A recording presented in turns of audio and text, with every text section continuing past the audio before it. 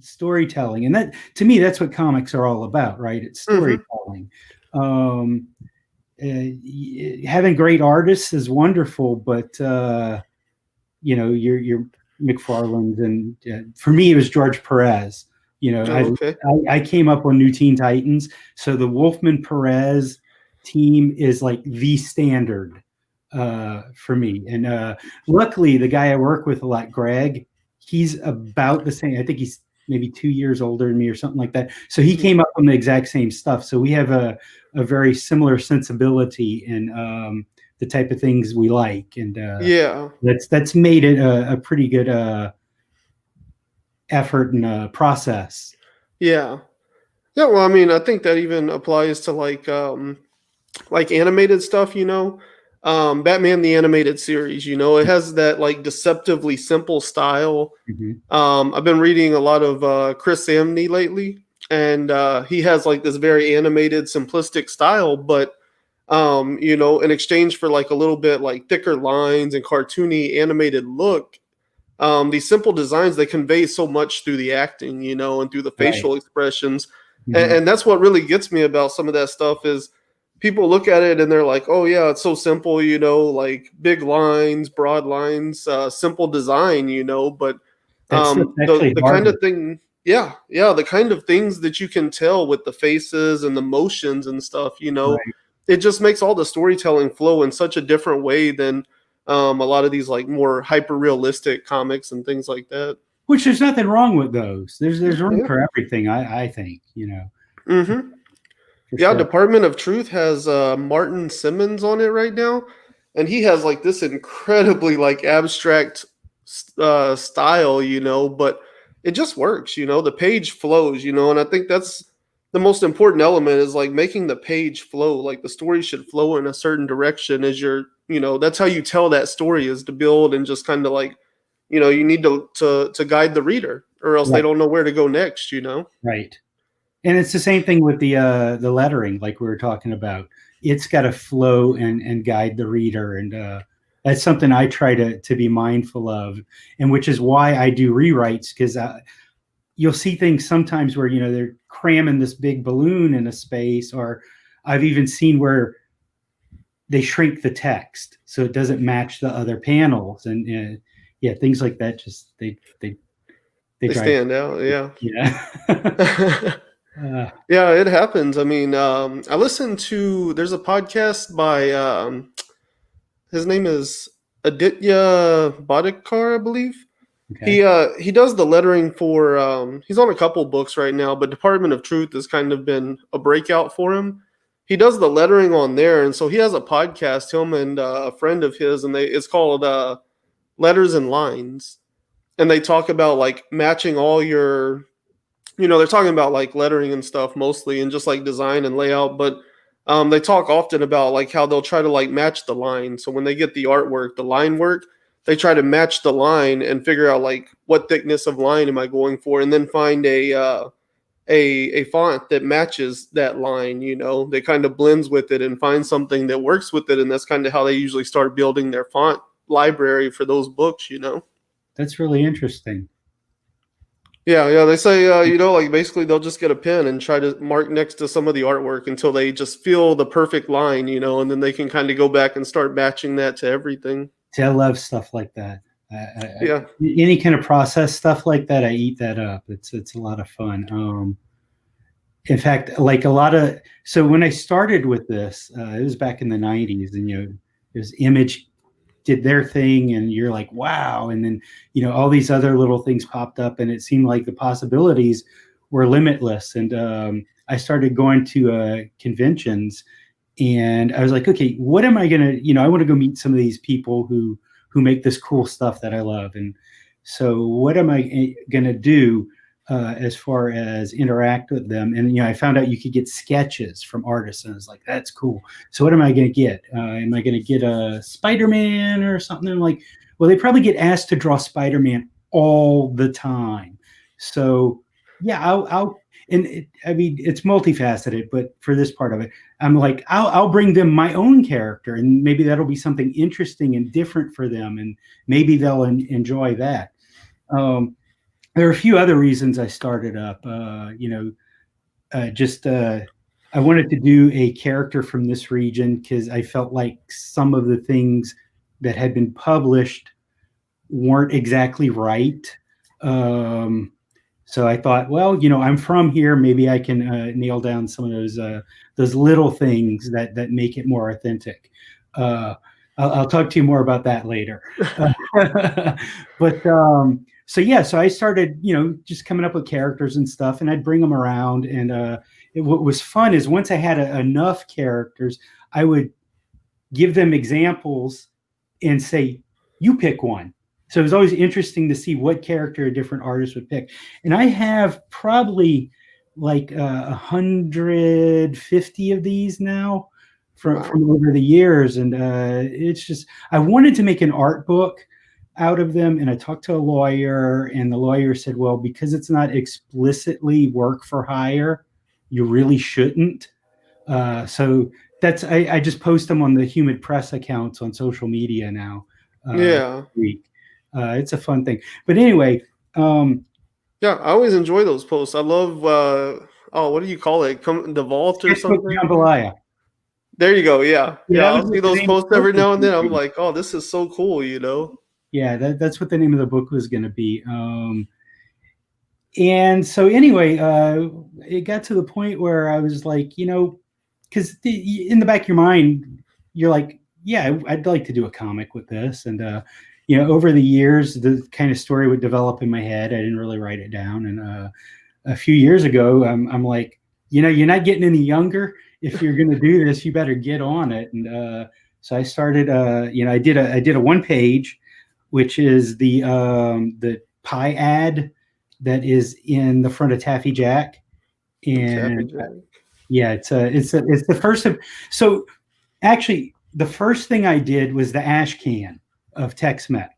Yeah, so let me show because you run that mirroring effect, huh? Yeah.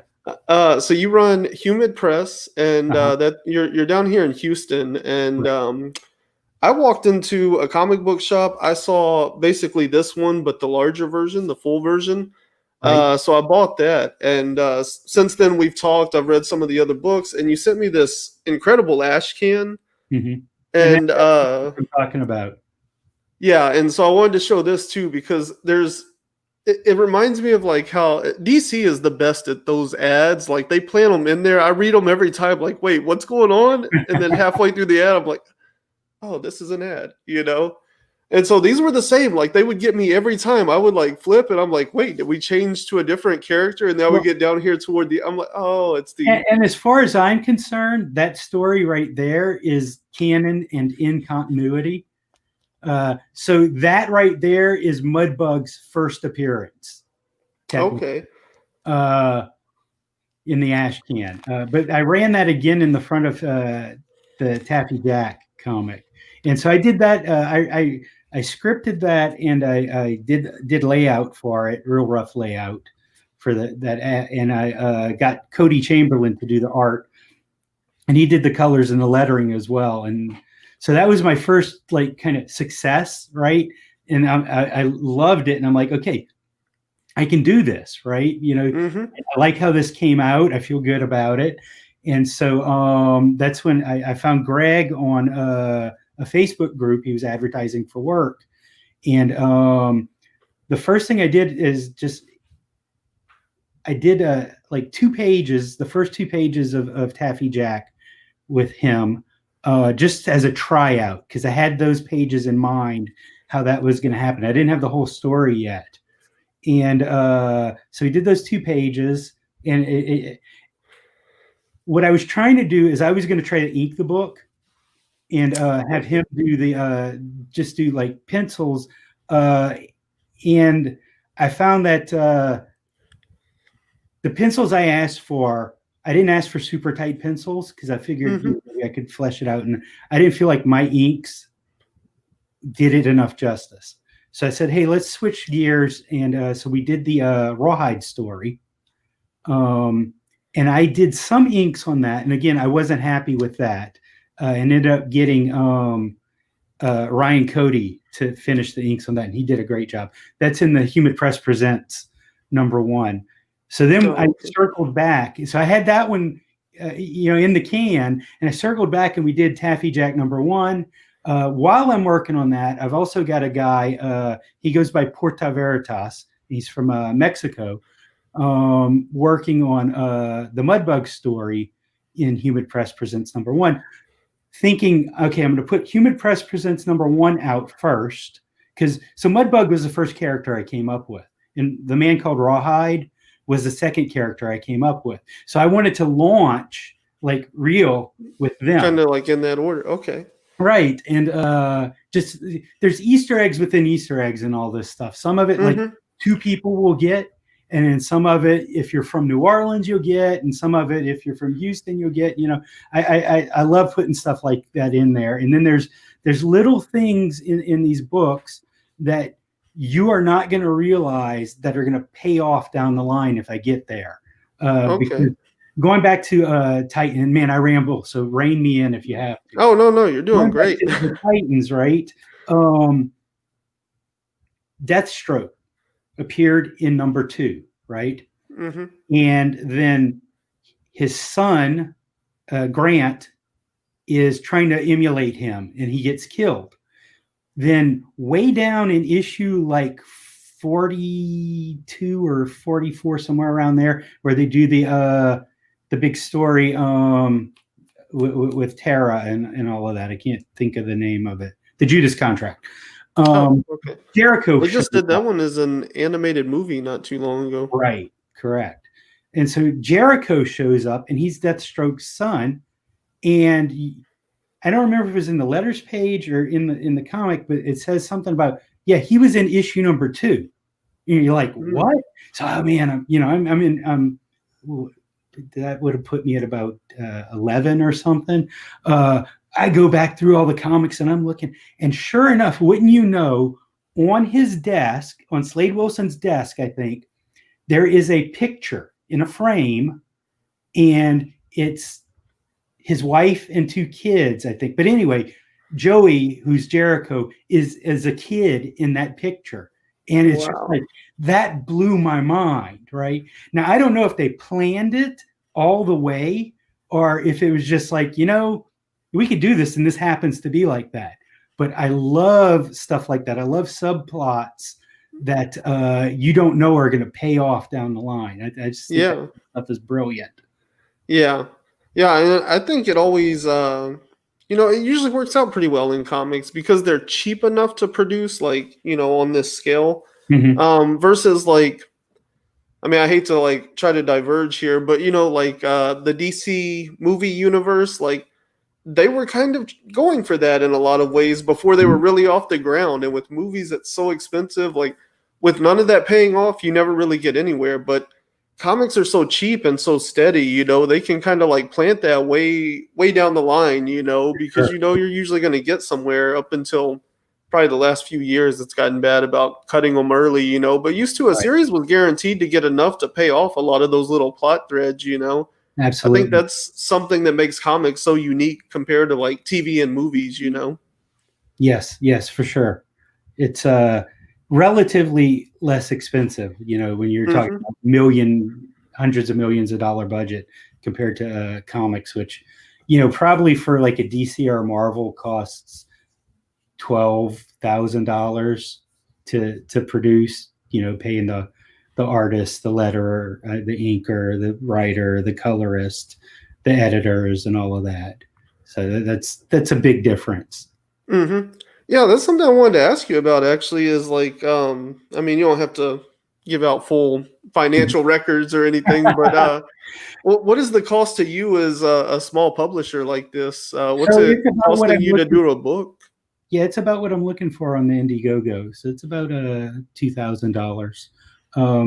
And that's because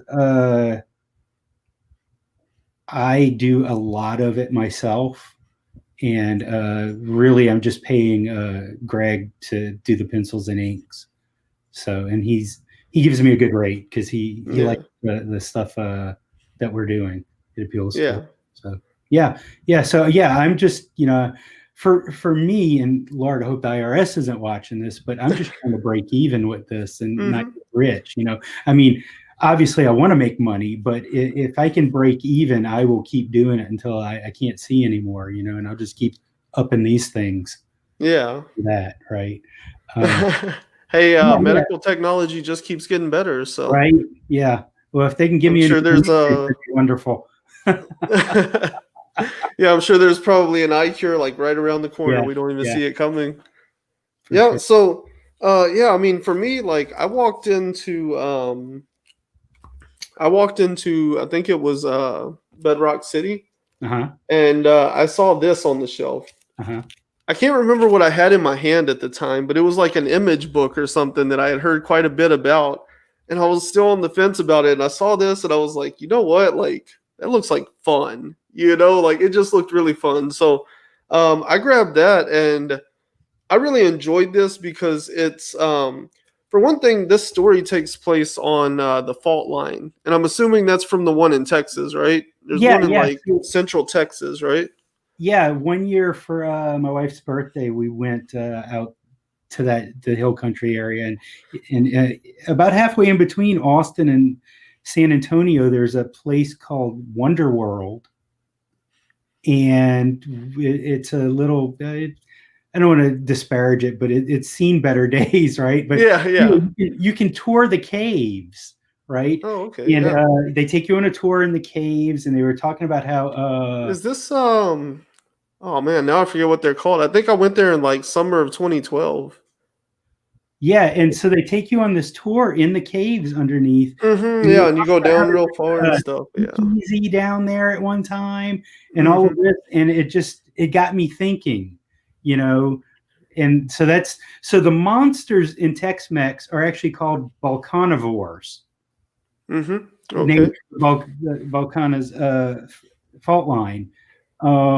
And so that's why the theme park at the beginning is called Funner World, because it's a place, Oh, okay. Wonder World. Yeah.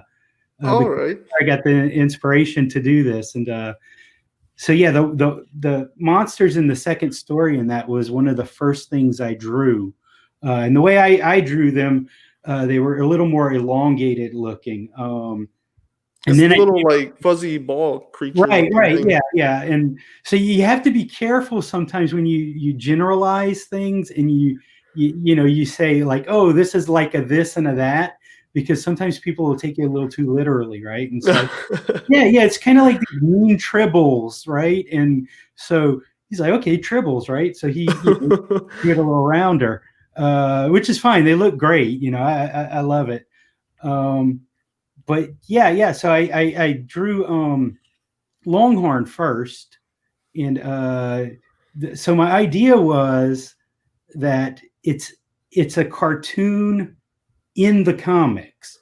Yeah. So Well, let me address that because that does actually lead to the other part of my origin story with your origin okay, stories. Whenever you read Tex-Mex, this was the first one I grabbed, right? When you read this, it's a Saturday morning cartoon that Taffy Jack is watching, right, if I remember correctly. correct. Yes. Yeah, It he has been and a his while sister are since I've fighting over actually the pulled remote. these out and read them. Yeah, he and his sister are fighting over the remote. She wants to That's watch right. Peepee Pals. Okay, so I ran out to that comic book shop on I-10. I think it's since moved or moved Yeah, down or something. it used to be Pop Culture Company, and then Hmm. now there's another one near it. It's Like not Atomic the Monkey or same shop, something. but you're right. It's some of the same people. Atomic Monkey. Okay.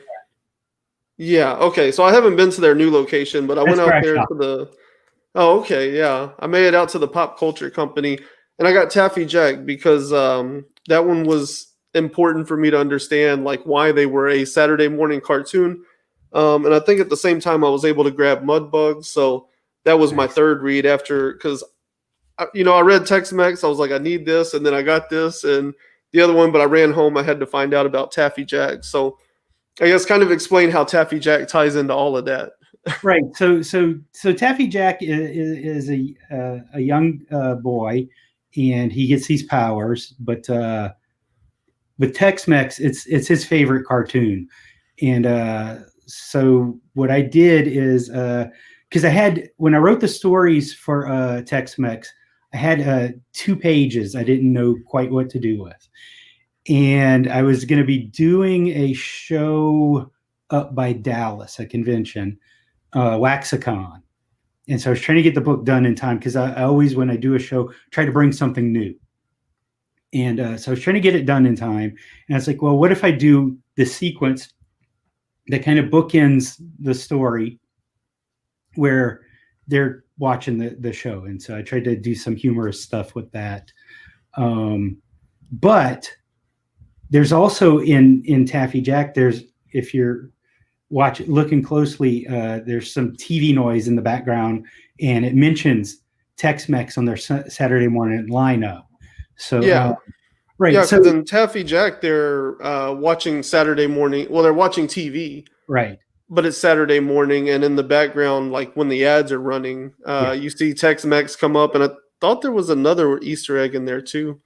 There might have been. I don't remember offhand, but there's a lot of Easter eggs for people to find for sure. I mean, I even went so far, and this one's only for really from Louisiana. There used to be a drugstore chain called K&B Drugs, and they had a distinctive color of purple.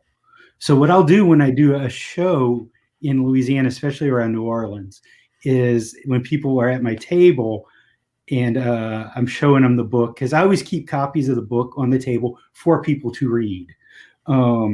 I find, because you don't know me, you don't know my work, Mm-hmm. and a lot of, more often than not, when people have a chance to read it, they'll buy it. But so anyway, I'll open the book up to a page with the van in it, and I'll go, "What color is this?" And I guess if people in their 20s won't get it, but if you're a little bit older, they'll be like, "That's K&B purple." And so so I mean, I just I tried to. Now I didn't put K&B on the van. I called it Philip Mm-hmm. because I don't know if somebody still owns a trademark to that, and I don't want to get sued. So Yeah. names were changed to protect the innocent. Yeah, but in a lot of ways that makes it that much more special because there's literally nothing pointing directly at it saying, "Hey, look at this," like Right. that's what makes a lot of the Easter eggs you're talking about in these books good is like even that commercial on the TV while they're fighting, like it's very non-presumptuous in itself. Like it's just there, like Mhm. nothing really calls attention to it, nothing says like, "Look at this." And so for me as a reader, that means like I'm going to spend time on these panels, like I'm going to focus on the story being told on the page instead of wandering, that's one thing I hate to do is end up wandering on a page. Right, for sure. And I love rereadability in comics, and being able to go back and look at things like that. That to me adds more value.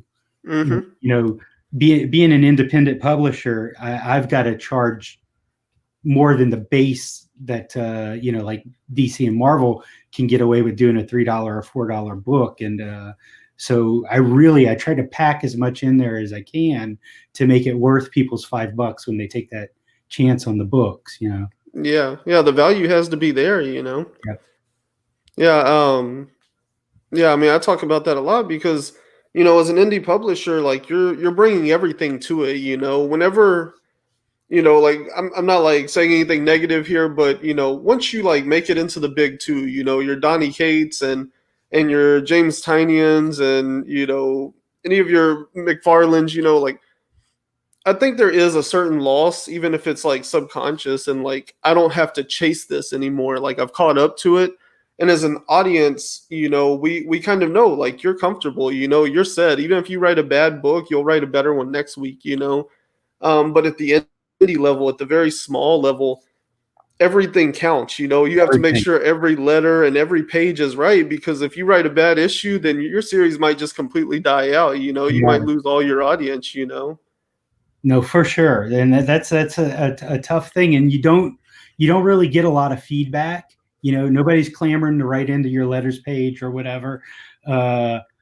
Man, Eric Larson is just incredible with his letter page in Savage Dragon, that he still has that going and gets that many letters. That's pretty amazing to me.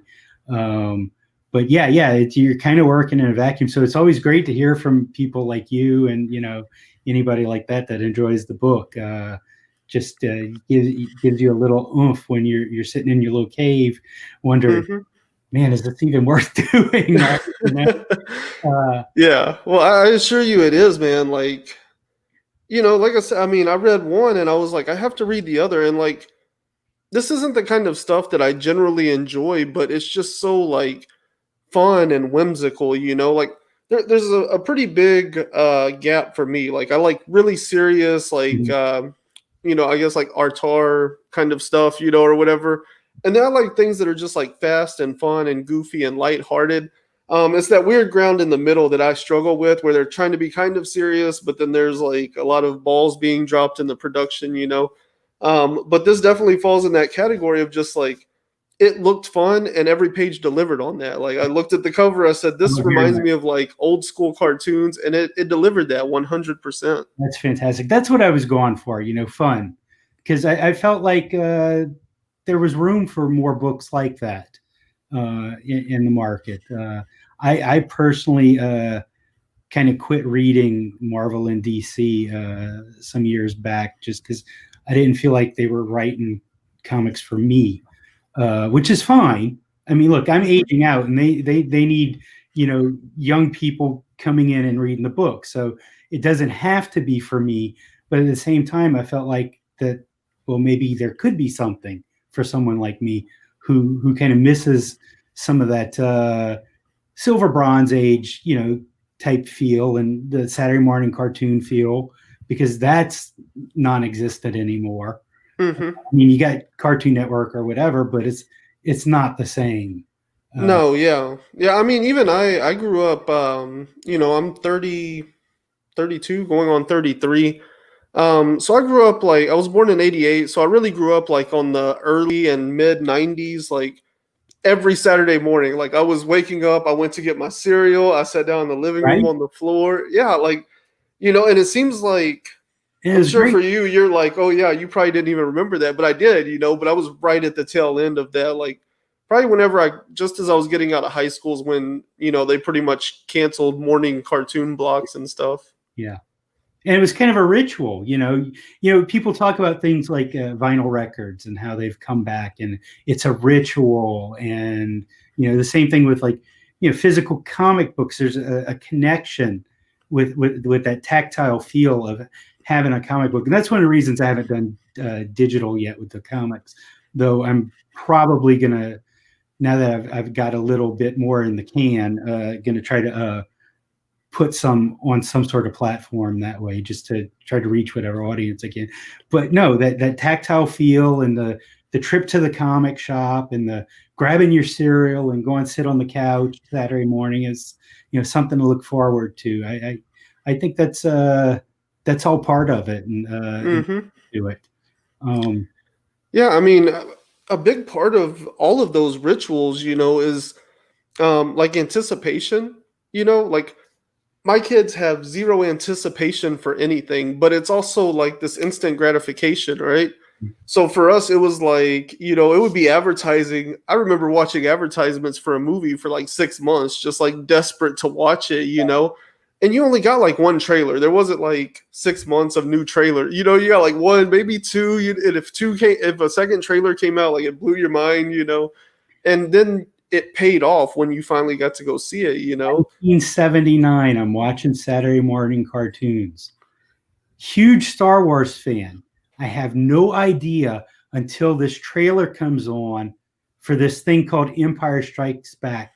Blew my mind. I'm up early. My parents are still in bed sleeping. I run in the room. Oh my God, oh my God. And they had this walking thing, and because you didn't know it was an AT-AT or an AT-AT like we called it back then or anything. It was just like exactly what you're talking about. Yeah. It was incredible, and I mean, I still remember it to this day. Hmm.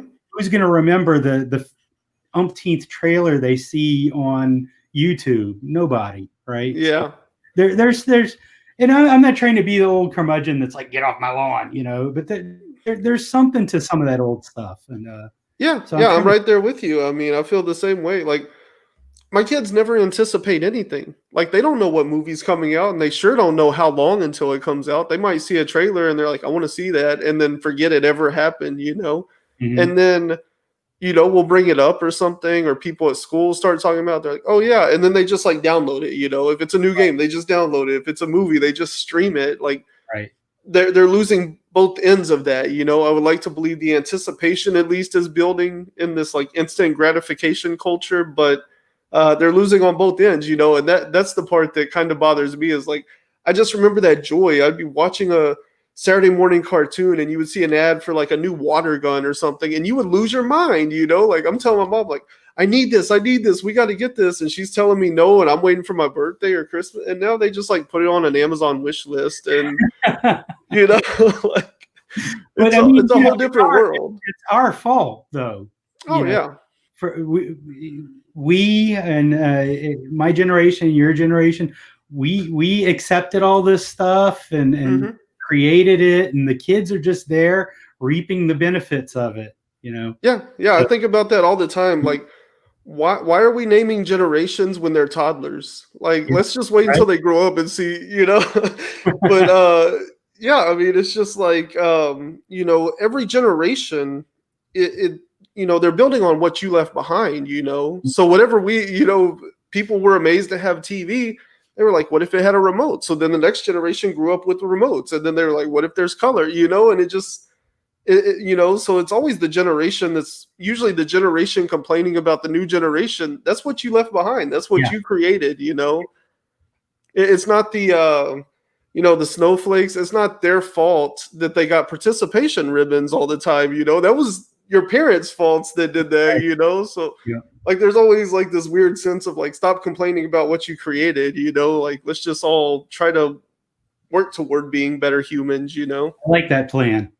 It definitely works for me. Yes, sir. Yeah.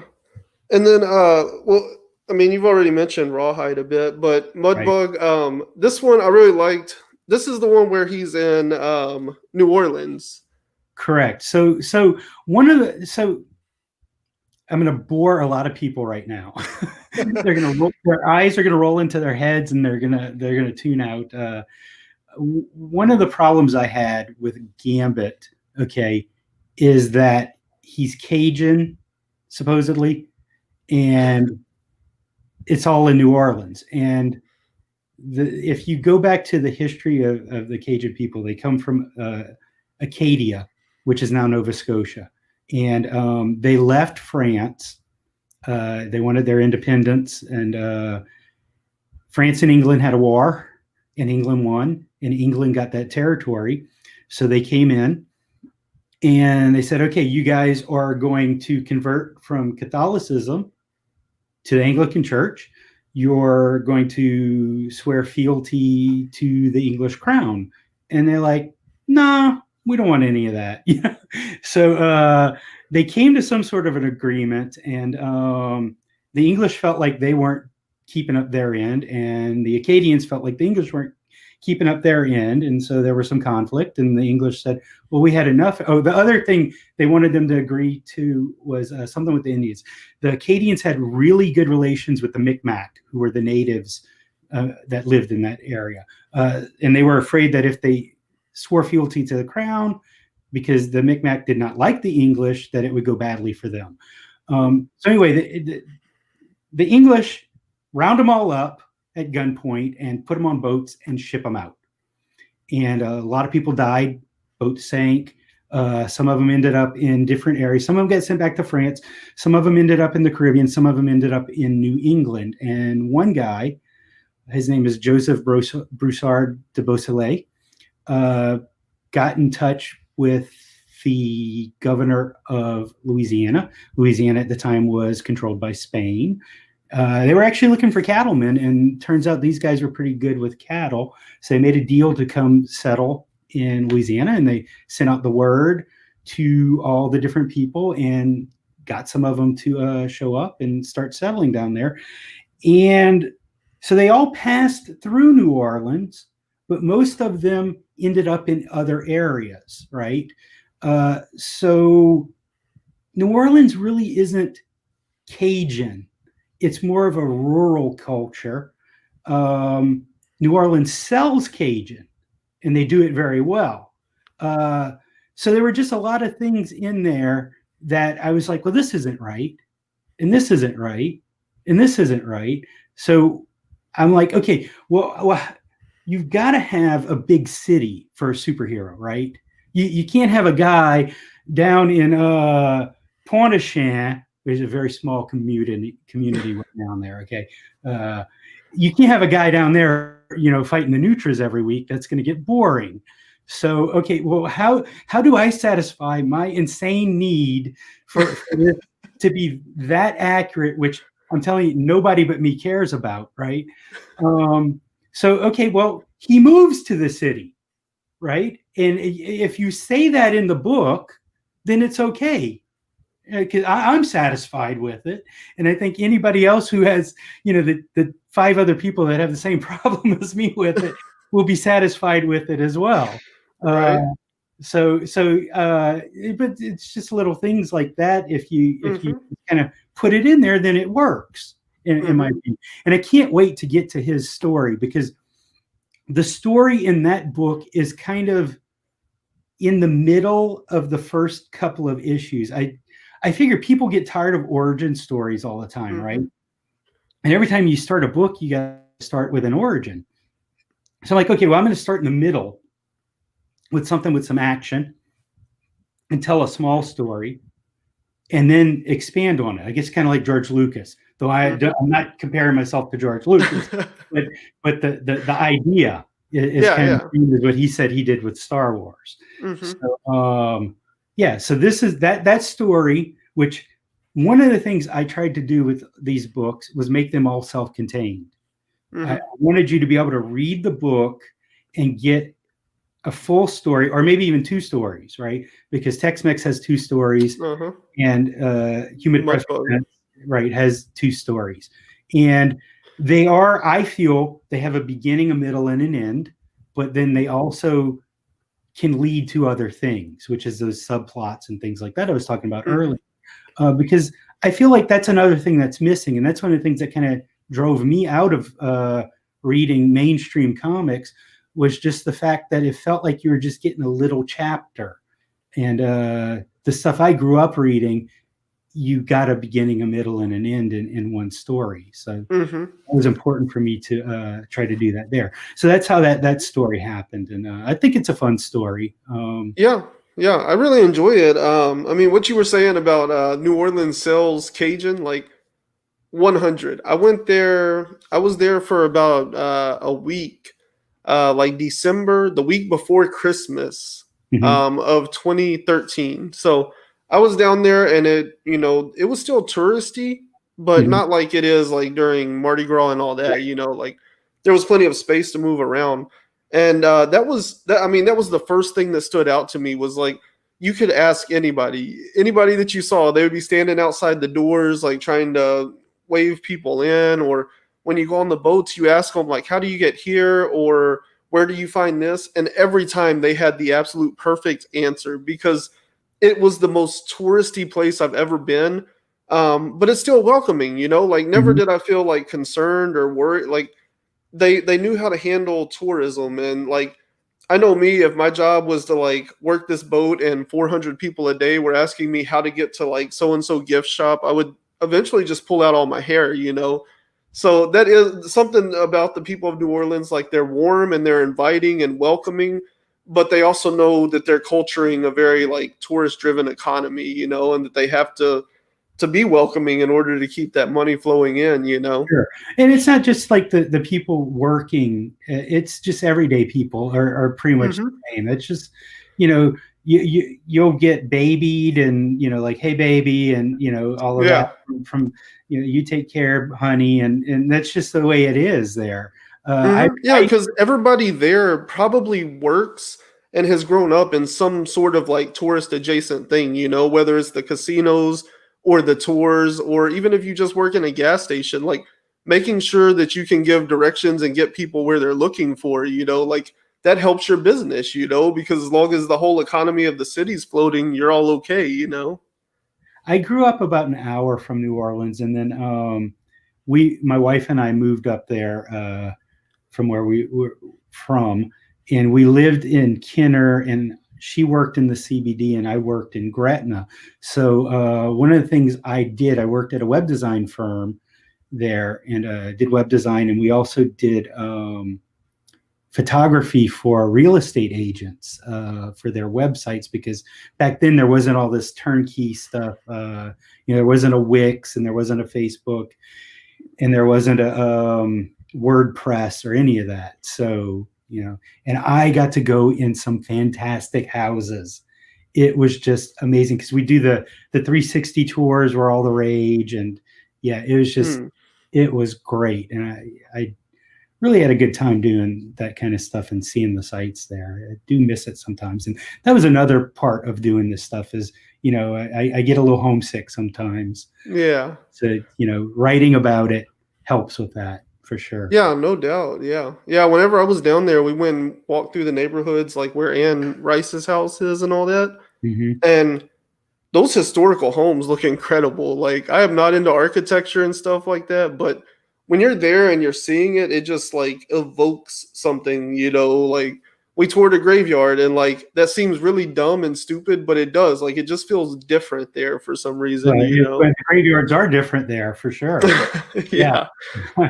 Yeah. But also I wanted to point out too, in Mudbug, like it kind of has like that campiness of like 66 Batman. Yeah. And he does end up like running with a bomb. Right. Yeah. And what's really cool about this, though, is somebody who has been to New Orleans, what I can tell you is this is right. Like, this is accurate. Like, he runs past Cafe Du Monde. I was there. I drank coffee there. Some of the best coffee I've ever had. Like, you see him run through, it's Jackson Square, right? Mm-hmm. Or Jefferson? No, Jackson Square, right? Correct. Yeah, so like I can tell you like all of this stuff is accurate, and you've told me you timed this out to get it right. We, on a visit back there, me and my wife went to Jackson Square, and so there's a sequence of panels in the book where he's running, and so I actually figured out where I wanted each panel to be and ran, and my wife timed me. So people were looking at me like I was especially when I ran across the street, right? And then, unfortunately, part of the area was closed, so I had to kind of guess on one of them. But I kind of figured out, well, this is about the same distance, and figure that out. But I'm trying to put some sort of landmark or something that's real and identifiable in each of the stories I'm doing. Well, except for Tex-Mex, because that's a cartoon on TV, so it's fictional. Mm-hmm. So I didn't feel like I needed to do it quite so much with that. But yeah, so like in the second issue of Taffy Jack, there is, and it's not there anymore in New Orleans, but there used to be a place called the River Gate, and they would hold conventions there. It's where the Harris Casino is now. It was a beautiful architecture on this building, and so we put that in the story. And there's a wrestling match because Roman, the boy who is Taffy Jack, he's a huge wrestling fan, and so he gets to go to a wrestling match, and we set it in there. And so, like, again, just little authenticities and Easter eggs and things like that. I love putting them in there. Yeah. I mean, that's something that really impresses me too, is just like the landmarks, Mudbug, we talked about New Orleans. Taffy Jack, where was that one said? Did they tell us? So, well, the thing with Taffy Jack is the candy cart that he gets in his accident at. It's a pretty big deal in New Orleans. And it's actually what the character is named for, because in New Orleans there is a thing called the Roman Candy Company, and they sell taffy, and they have two of these carts. One's at the Audubon Zoo, and one gets pulled around by a mule to different areas and sells taffy to people. And so I renamed it in the book and changed it a little because, again, I don't want to get sued. But, yeah, so it's definitely an homage to that. Now, the building that his apartment that he lives with his aunt in is across the street from Lafayette Square, which is in the CBD. And I think it might be a law office, so I kind of fudged it there. But there's actually apartments right there. Like the roof that he's looking off of Yeah. is an apartment building over there. So Okay. yeah, it's not just all about the Easter eggs. I put a lot into the story and stuff. Yeah. But with done in one stories like this, it's a little hard to talk about the story without giving too much away. But I tried to make sure that there was character growth and change, and Mm-hmm. there's drama, a little pathos, and some humor, and some silliness, and just and that there's a narrative flow through it as well. Yeah. But Well, the yeah. fun too. Well, I mean, I think the most serious story probably was Rawhide because that's dealing in like some human trafficking, if I Right. remember correctly. Correct. Yes. And that one, I don't know if they even said this. Again, it's been a while since I've actually read this story, but that one felt like a Dallas type, like south of Dallas kind of That was story or in Benton, something. Louisiana. It was in Louisiana? Benton, Louisiana. Okay. Benton is right at the Texas border. Okay. Yeah, I was Uh, going to say it had a little Texas flair to it, so I wasn't sure, sure sure. exactly where. Right. So Rawhide is a Texas character. Okay. So if I ever get around to his origin, that's set in Texas. But yeah, so when we would be driving back and forth, because my mom, she passed away a few years ago, but we would go back to Homa, and so we'd pass through Vinton all the time. And I'm like, what is this place? And it's built up since then. There's like some casino type gas stations and stuff like that now. But at the time, there really wasn't much there. And so I went check it out, and they had like kind of this old downtown with boarded up things. And I'm like, okay, I'm going to set something here. And I had my wife while I'm driving take some pictures. So it's not exact, but Mm-hmm. when he did the art, I gave him that as reference. I'm like, this is the street this is set on. Now we made up the bar that the action happens in, and everything like that. But yeah, that story was because there's kind of a gag that even though it is a pretty serious story, and it's sort of tonally, it's sort of like the Frank Miller Wolverine miniseries is in my mind, with that narration and the captions and everything. But I had this weird thought about werewolves and marking territory, and I thought it would be funny for a character to urinate on something a werewolf owned to make him mad, right? Yeah. So actually, that whole story is built around that. I kind of drew that one page, I thumbnailed it to figure it out, and expanded it from there. Yeah.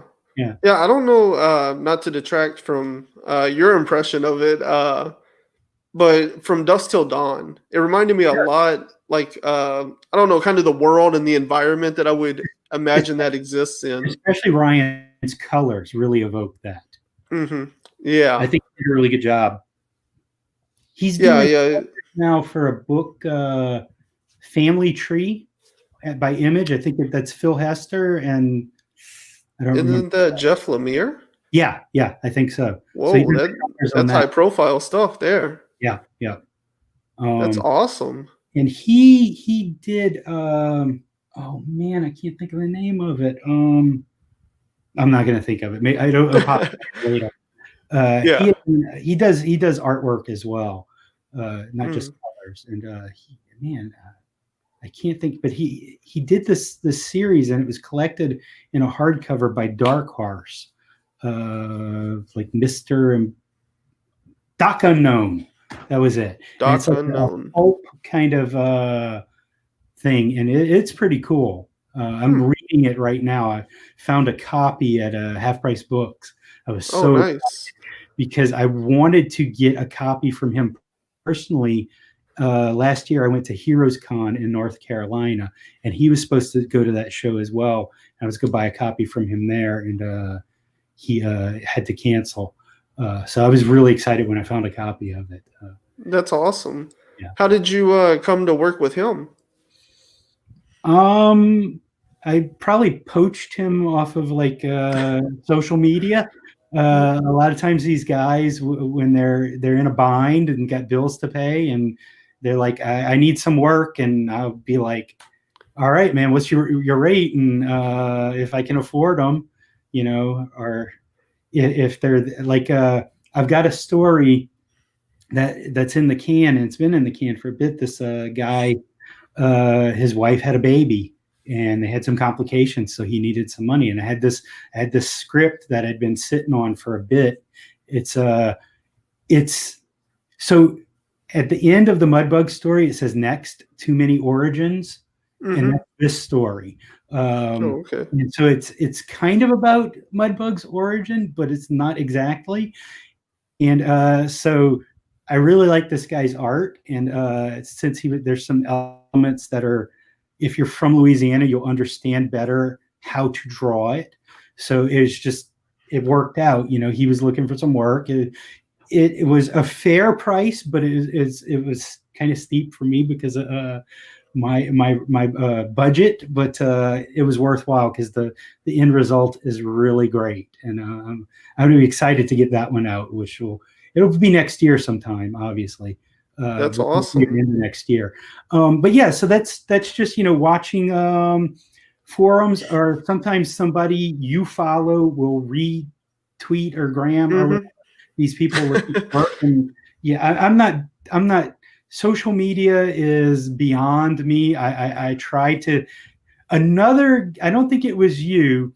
I think it was another guy who does podcast things like this, who had found Tex-Mex, was kind of chatting with me, and he got on my case for not doing anything regularly. And I was like, Mm-hmm. I hate to overpromise. I always try to underpromise and overdeliver. And I'm like, Exactly. I don't want to hype anything until I have something to hype. And Mm-hmm. I'm like, right now I got to sell more books before I can think about doing the next one, because the budget's Mm-hmm. small. And so anyway, that's why I started the sketchbook jambalaya, was just to have something, because he wasn't wrong. His thing was, look, Yeah. people need to know you're still there and doing. So that's why I started, just to have something. And it grew the audience a little bit. Mm-hmm. I don't For me, the growing the audience is best when it translates into comic book sales, and I don't know that it's worked out that way. And especially, I feel like I'm having a lot of trouble with what I call the algorithm, which is going to be a villain in a book at some point. Oh, 100. I Because, kind of suspect that's where Batman's headed right now, actually. yeah. Oh, really? Yeah, they just introduced this new That would not character surprise. that has a past with Batman already. But anyway, he's like a new character, and he kind of like is always one step ahead. And a lot of his like a lot of his gadgets and stuff, they talk about how technologically based they are, and they almost make it seem like he's almost always logged into some kind of system.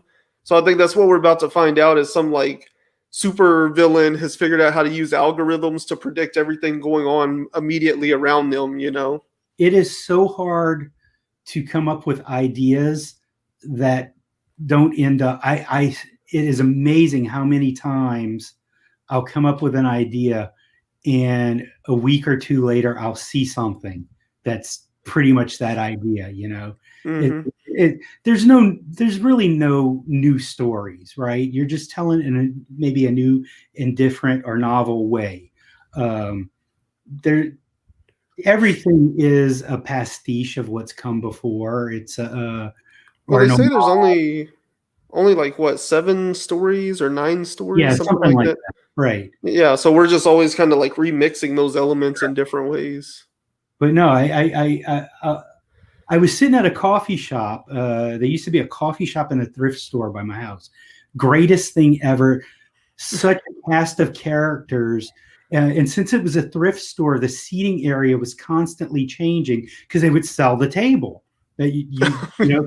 And so, but it was a constant cast of characters who were there. It was just so much fun to go sit there and just have conversations with these strangers, right? And there was this guy, and he was talking about some experience he had, and it was something with a guy with a mohawk, and they put a bow in his hair, and they called it a bowhawk.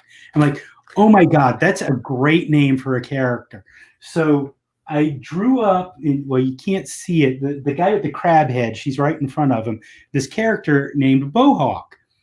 2 days later, a picture from Avengers with Hawkeye with a mohawk showed Oh. on the internet.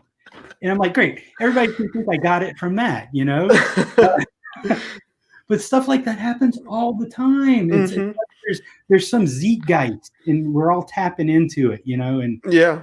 pulling these things from it. And it's probably something like that, that everybody's kind of seeing these things, and it triggers something in your mind. You're like, oh, I can put this together and come up with that. I love coming up with characters. I spend too much time on that, or I have. I'm trying not to now, and you know, get some momentum. Like I Yeah, said, I was one of the questions I did want to ask you, but then you kind of answered it at the beginning. But you know, from the very early stages of reading any of your books, like there's pictures everywhere. I think they're on your social and stuff as well. And it's just like all these characters. I was like, how did he come up with all of and they I don't think you have listed a backstory for every one of them, but there no, seems to no. be background elements for a majority of this like huge like poster you have. Right. Well, when I come up with ideas for them, you know, I'm like, okay, what kind of character is this? And I try to come up with some sort of backstory. But I also, right, I haven't listed them or anything because I'm not sure where everybody fits in the story yet, and I feel like I don't want to limit them because so what I'm doing or I'm trying to do is actually set in different generations. So I've got World War II superheroes, and then I've got 70s superheroes, and then I've got modern superheroes, and I've got characters who fit in. And eventually, I'm going to kind of build this narrative, and you're going to be able to see how things flow through that. But it's not like I'm trying to do like what DC did with a connected universe, but Hmm. the way I am, you know, but everything's going to stand on its own. Yeah. So, you know, it's purpose built to be able to be connected, uh, Hmm. for Yeah, sure. well, I think one of the biggest questions I would have, you know, from that, from what I know, is like the Tex-Mex up here is a cartoon character in Taffy Jack's world, but do they also exist in his real world, or is this like a relic of the past? Like, is he watch? Are they watching reruns of Tex-Mex, or like, you So know what I mean? actually, I haven't explicitly said it in the book. There are context clues in there that Taffy Jack is set in the 70s. Okay. Um, right. So, I mean, you know, he's watching a 70s television show in the background. Some of the clothing styles are 70s, but we were kind of vague about it because Hmm.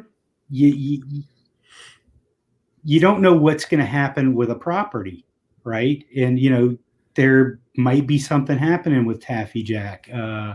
Last year, yeah, the end of the year, I actually, and I'm not going to say too much about it, but I actually got contacted by a very big firm in Hollywood, California, asking about the movie and television rights.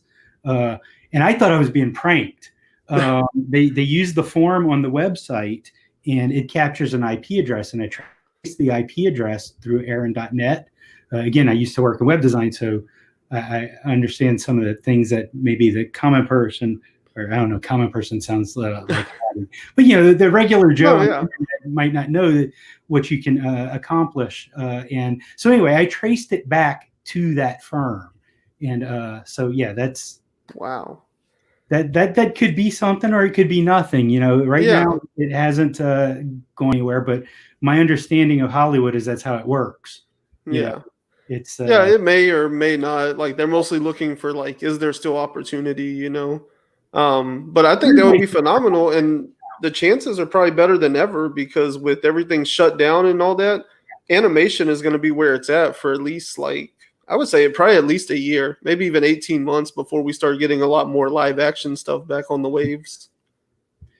Yeah, and content right now is king, because everybody's Hmm. streaming service, so everybody's looking for something. So yeah, that would be incredible if something came of that. And we only printed like 300 copies of that, so I'm not And saying anything, but if you were a speculator, I know right. what happened with Teenage Mutant Ninja Turtles #1 when that first came out. That was, what, 5,000 copies? And what does that do? Like 80 to It 100,000 now? Yeah. So Yeah, I was gonna say like it depends on the print, I know a couple of yeah, the people that are first chasing those. That first print is like 50,000 or more, depending I've on the seen day, it go you for know. 100. I Yeah, know. with the last Ronin coming out and all that recently, like it has went up even higher, yeah. Sure. Yeah. So, but But I mean, even the second I'm not, prints I'm go not, for like a couple, like tens of thousands, like yeah. 10, 15,000.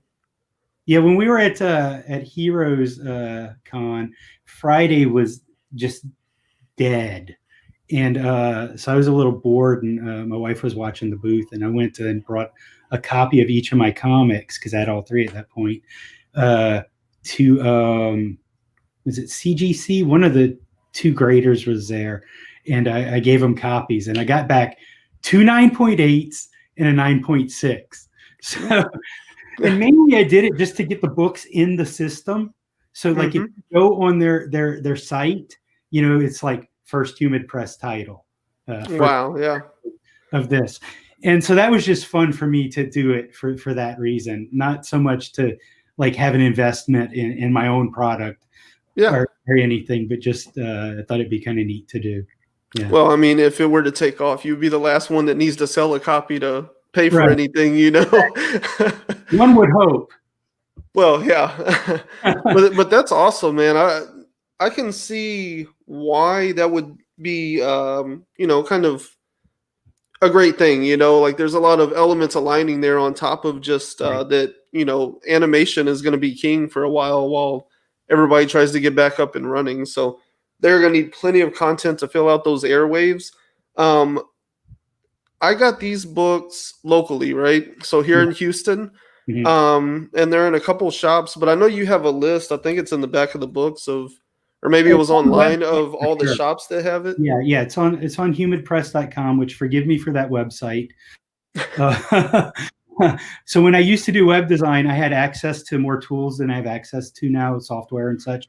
And so I used some tools that came with my web hosting, and it didn't give me the best results. But I figured, you know, budget needs to go to the comic books more than to software or paying somebody or whatever.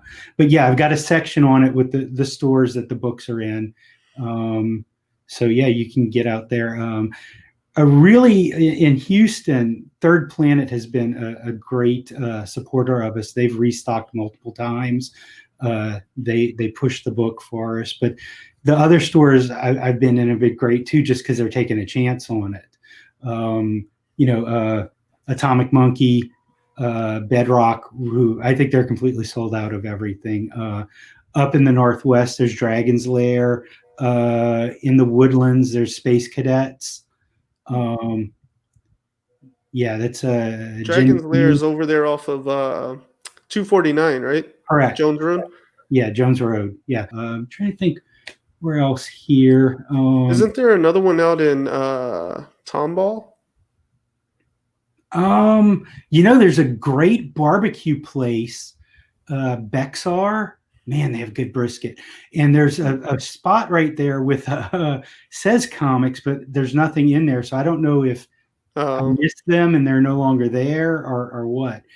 But could yeah, be, yeah. My son, he was playing like Pokemon cards and Yu-Gi-Oh cards for a while, so I would take him like, in the evening, like on Tuesdays or Thursdays to a lot of the shops a little farther out because they do like game nights a lot of times too. yeah. So I've been self-distributing, which is a little difficult, but Diamond's terms are kind of not good for real small guys like me. Hmm. You've got to do. It used to be $5,000, and now it's $7,500 in pre-orders. to get in their catalog. Oh wow. Yeah, and so it'll be a long time before I get there. So yeah, any comic shops that are interested, I do wholesale prices for comic shops. They get 40% off, which is a pretty standard discount with Diamond. I know they'll get better discounts with larger volumes, and they'll get 50, 55, 60% off on some DC and Marvel stuff. I actually did sell comics at one time in my hometown. There was only one comic shop, and a lot of people I knew didn't like the shop for whatever reasons.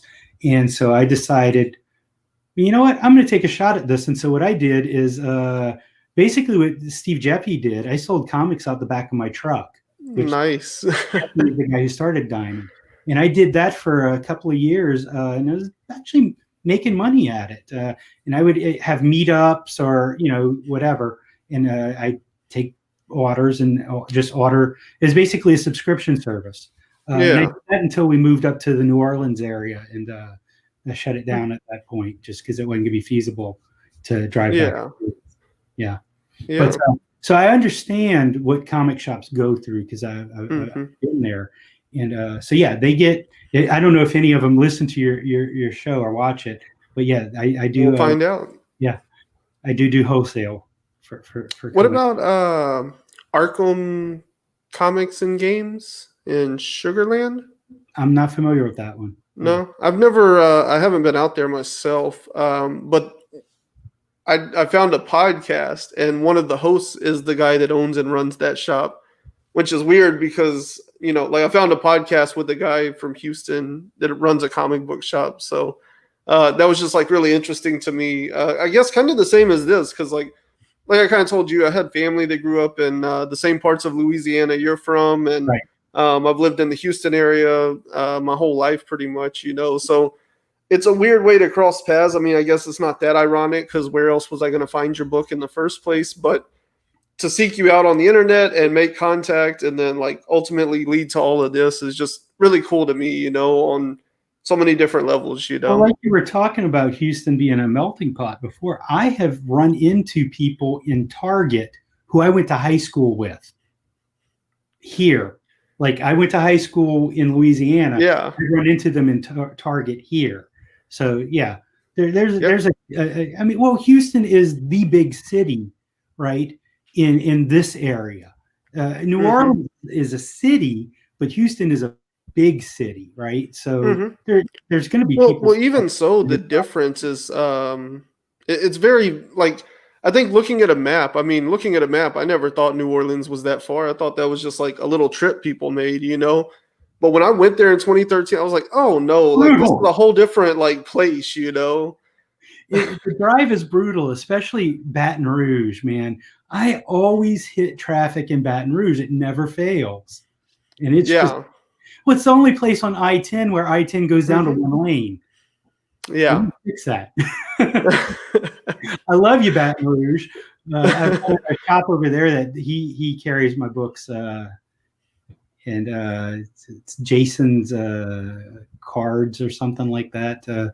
He's a pretty good guy, and he's invested in it. And that's one of the things I'm real happy to be getting to number 2 because it's been a while, and I feel like I've kind of let some people down, by not getting it out sooner. So I do want to say that, number 2, like I said, it's almost done. I just got to do the lettering, which does have some writing in it. But number 3, I just got page 7 of Pencils and Inks. So by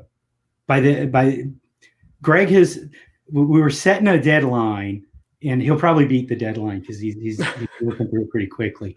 But he's like, I'm like, well, yeah, I try to be kind of easy with these guys because I know they got other things. I'm like, well, what's a reasonable deadline to you? He goes, what about Christmas? And so Greg's from Canada. That's where he lives. And I said, well, no, let's make it Boxing Day, which is the day after Christmas. That way I can coordinate with you.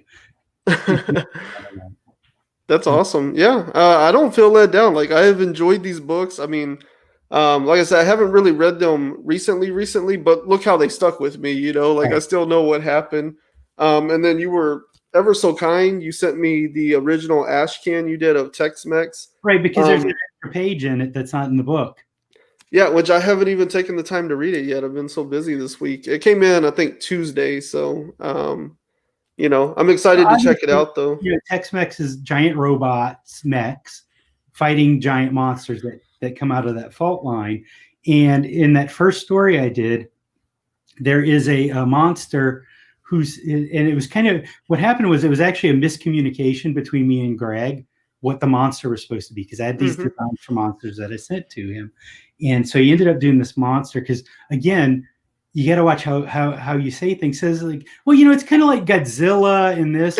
In his mind, okay, I got to do a Godzilla monster, right? So he did this kind of lizard monster. And when I got some pages from him, I'm like, well, that's not actually the monster I wanted, but you know what? This is good. I can do something with this. So you don't have to change it. I kind of feel like I'm kind of an ideas person. That's one of my strengths, and I can pivot on some of these things and make it work for the story. And so I'm like, but here's the thing. I'm going to kill off your monster. And so it works because it kind of adds a little gravity to the story there. But anyway, the monster's name is Skinkor, and so that's the sound he makes. And I use some different onomatopoeia type sound effects with him. And when you go back and read it the next time, you'll notice that the way I do the words when he's roaring, it's different on different Okay. right? And so what I did on that last page in the ash can is I put what he's saying. Like translated? Right. Okay. But it's tongue-in-cheek. So it's all very jokey, the things he's saying. And I just thought it'd be a fun little extra thing. And I didn't know how it would play in the main book, so I didn't put it in the main book. So I don't know, if we do a trade paperback, maybe I'll throw it back in as an extra, trade paper. Oh, that would be awesome, man. Like, we've got it plotted for a few issues, so we can definitely do another couple of issues of Tex-Mex, and I want to, because like I was talking about the through line that happens in all these stories going from the World War II characters or whatever. Tex-Mex is a through line in these comics. There is a significance to it. Now, it is a cartoon that Roman watches on TV, and it is in his world, it's completely fictional, right? Yeah. But I don't know if you ever saw this. There was a Saturday Night Live sketch way back when Dan Aykroyd was on SNL, and it was this guy, and he was like this just shady salesman, businessman, and he was pitching these toys, and like one of them was bag of glass, It's hilarious. I can't remember the name of it. And so talking to a reporter, like selling kids like lead paint chips and stuff. Yeah, exactly. Okay. Oh no, it's so much fun. So when I came up with some of the designs for the monsters, my idea was this guy is the guy. It's his toy company that's making these. So he's like, all right, yeah, I got these gorilla pieces over here and these these rhinoceros pieces over here. What can I do with this? Okay, there's a monster for you, kid. Right. So that's kind of the company. And so this is just backstory in my head. I don't know if it'll ever make it to the page, but in my mind, this is the company that made the toys for this. And if I get the story out eventually, when we get there, it'll be really cool what you'll find out about this stuff, because like I said, there's a reason it's there. There's a reason most of there's Chekhov's guns everywhere. Yeah. It kind of reminds me of like the GI Joe approach, like, yeah, here's an action figure, now like create a backstory and a name for this character so we can put him in a cartoon and sell him to a kid. Absolutely. Yeah, so if you go back great. those monsters so in the first story in Tex-Mex, on the last page, you see kind of a lineup of the monsters, with kind of the main guy out of sight in the background. Yeah, he's like nothing. Right. Like Well, a joke. Yeah. right. And they just call him the Master. So, but some of the monsters there, if you look at them, there's one where it's like a round eye. So that's like, I imagined the guy was like, okay, I got these crystals and these cat's eye marbles. Okay, this is a monster, right? And those are called volcanidites. And then there's another one, and it's kind of loopy, sort of in a way like the shmoo, sort of. And I'm like, okay, I got this silly putty or this goo. That's a monster. Yeah, right. Because he got the contract for this cartoon, right? Yeah. And he made all the toys for it, and well, so the cartoon eventually fails, and but it gets a cult following, right? And so in the modern day, it's going to have a resurgence, and yeah. So right, that page there, yeah, you could see the kind of bloopy one. This guy back here, right? Yeah, and he's down in the front as well, off to the right. Yeah, so then that guy there, he's kind of like an elephant right. So I just thought it'd be really neat, and it'd be some different giant monsters. And if you go back and you watch like the guy, look, I grew up on Godzilla on Sunday morning. Me and my dad would watch those while waiting for my mom to get ready before we went to church or whatever. And so they always had these, just weird or dumb Gamera ones, and my brother watched Ultraman because he's like much younger than me. But so all of those, they had the guy in the rubber suit thing, and so that was part of the aesthetic I was going for with that as well. Yeah. I mean, my big one for that kind of stuff is Power Rangers. Sure. I grew up with that. That's kind of like one of my favorite properties ever. But it was like there was a monster a week, and at the end of the episode, he was always going to grow up and be giant, and he was going to fight their giant robot. For me, it was Battle of the Planets, which you probably never... G-Force or Eagle Riders. Oh no, G-Force. That sounds familiar, but I don't know about the other one. They brought it back as G-Force or Eagle Riders or something like that. I would run home, get off the bus, and I was so mad when the bus was late, and I'd miss that. And that was one of the other inspirations for Tex-Mex. Okay. Each of these characters, it was Science Ninja Team Gotchaman. So and they each had their own vehicle.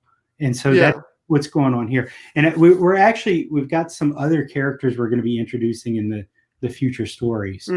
Well, I mean, like you were talking, like kind of like it's lighthearted and it's goofy, but there's plot and there's story. Like Tex-Mex was the first one I read, and it has a cast of like 5 to make this giant robot work and all that, And every character has like a personality and a story, And I thought that was really cool because, like we've kind of described it, it's a lot of like Saturday morning, goofy, lighthearted fun, but you even took the time to give 5 people a little light of their own so that they're all somebody individual. And so, right. So it's 4 pilots right now, and each one is from a different area of Texas. So one's from the north, one's from the east, one's from the west, and one's from the south. And I was unsure about putting some of those those funny phrases and things in there because I didn't want people to think I was making fun of, but because of like a character or a stereotype, right? So I all the stuff that Longhorn says. There's a wasp in the outhouse or a hornet in the outhouse or whatever. All these little sayings, these cliches, things that it can be taken the wrong way. But for me, if this was a cartoon set in the 1970s or that was produced in the 1970s, rather, they would have done that. Yeah. There's an authenticity to that caricatureness, and there's no malice to it at all. Yeah, yeah. Well, I mean, that was the time of blaxploitation and spaghetti westerns. So, Right. like this feels like 100% in line with that Yeah, era, and it's kind of a love letter in that way, Hmm. Um, Yeah. but yeah, so each of them, they definitely have like a different personality, and being that Wildcatter is from East Texas, and right, so Hmm. football, right, Friday Night Lights. So his thing is sports analogies, right, and Yeah. so that was a lot of fun writing that dialogue. I love writing dialogue. That is my favorite part of the writing process, is writing Hmm. dialogue for the characters and kind of getting in their heads at what they're going to say. Um, Yeah. yeah. Yeah. I always talk about that because, like I try to write, I try to put things together. I'm not nearly as accomplished as yourself, but Oh, one thing I find is that, if you start at this top level and you're like, okay, and you structure it and structure it and structure it, you get to this point where all that's really left is the dialogue. But you have your scenes, you know what needs to be said, and that's when it gets really fun because then it's just like pure creativity. Like I need to get from point A to point B, but mhm. I get to like to me, like, because sometimes I'll read a comic book and I'm like, the dialogue makes sense, but there's no poetry to it. Right. And I feel like that's what's missing is like you really have to whittle it down and process it down to like this is the dialogue, this is what it needs to say, and then you have fun finding the perfect like word economy and the perfect phrasing. Yeah, and try not to repeat words too much. People do that a lot, I find. Well, in not the prose so much, but try to find a different word, because most people don't use the same word over and over in sentence after sentence. Yeah.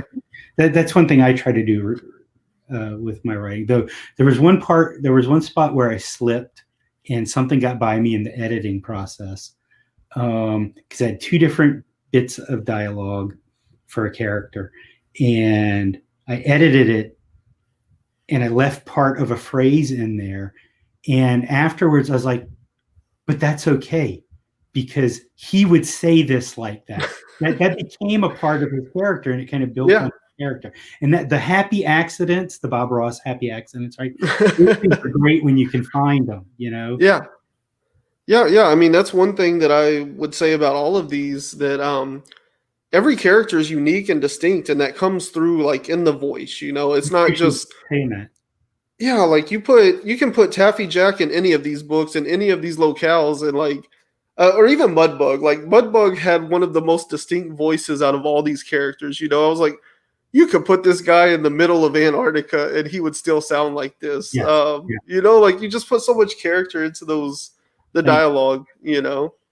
fun story. At one convention I was doing, because when I'm doing conventions, I'm mostly doing them in Texas and Louisiana, in this area, and so my pitch is it's local.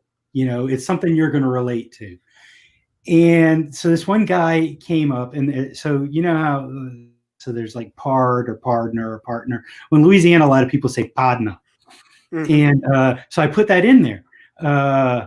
And the guy is flipping through the book, and he sees the panel where the character says Podna, and he's like, "All right, I'm buying it. You got me at Podna." And so that was like an epic moment, right? Yeah. Another great moment was when I was at a library, doing a show at a library in my hometown, and this young boy was reading Taffy Jack, and you could just see he related to the character. Mm. And he turned to his mom and asked her for it. And she's like, "You want that?" And they bought the book. And that was just, man, that got me right there, because Yeah. I wrote that book for him in a lot of ways. And that it found the audience it was intended for like that, there's nothing better than that. It was just Yeah, that's amazing. amazing. Yeah, it really was. Yeah, I mean, you can see those though. Like you can see when somebody connects with something or Yeah, really understands something, and yeah, that's an awesome feeling to be able to witness that as the creator. yeah, it really was. I mean, Wow. that made and that was actually one of the best shows I did, because it was free. Mm. And I wish more of these conventions would I don't know, there needs to be like a grant or something to get indie creators in these shows, because Mm-hmm. it's so expensive to do the shows, right? And Yeah.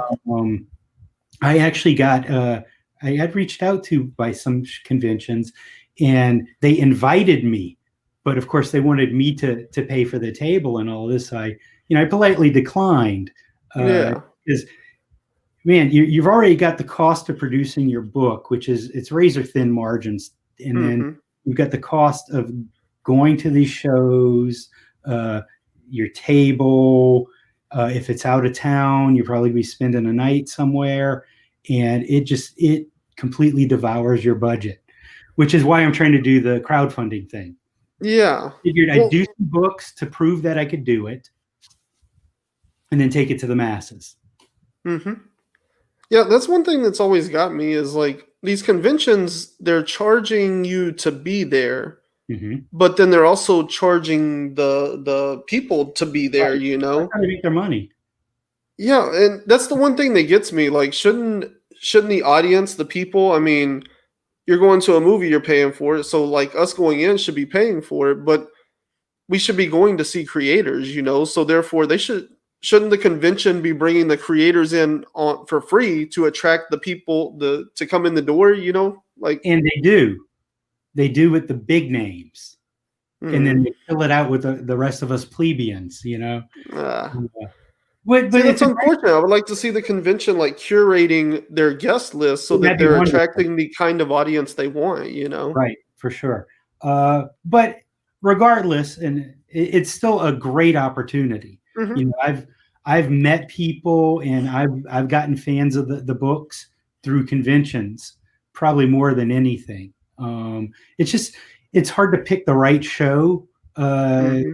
Heroes, because like I said, my angle is local, right? So I learned I had a really hard time pitching my books in North Carolina, and I Oh found yeah, you told me a little about that. yeah, yeah, Yeah. that was that, and that's that show, because we had to fly out there, and it's a long show, and hotel, and all of that. Because a lot of shows I do locally, I have a little camper, and so I'll stay in my Mm, camper, and so it's a lot cheaper than getting a yeah. hotel room. But yeah, that depleted a lot of my funds doing that show, and I was really hoping, because that's one of the biggest shows that's not all about media, right? It's not about Hmm. movies and TV and stuff. It's just about comics. Yeah. So I was really hoping that we do well there, and we did not do well there. So that kind Mm, of put me behind on getting the books out. yeah. Yeah, that's unfortunate, but because I really like the product. I think you have a great product here. Admittedly, yeah, it's kind of a local fair, you know, but But uh, I think you can enjoy the stories from anywhere. It's just an added bonus if you're local. mhm. Yeah, Yeah, yeah. By no means is it only something that applies here. yeah, It just makes it. I don't know. It hits in a different way whenever you sure, like recognize where he's running with that bomb. You know. right, yeah, So that stuff's really cool. I'm really glad that you have found success. I mean, I'm sitting here with 3 books for a right, reason. for sure.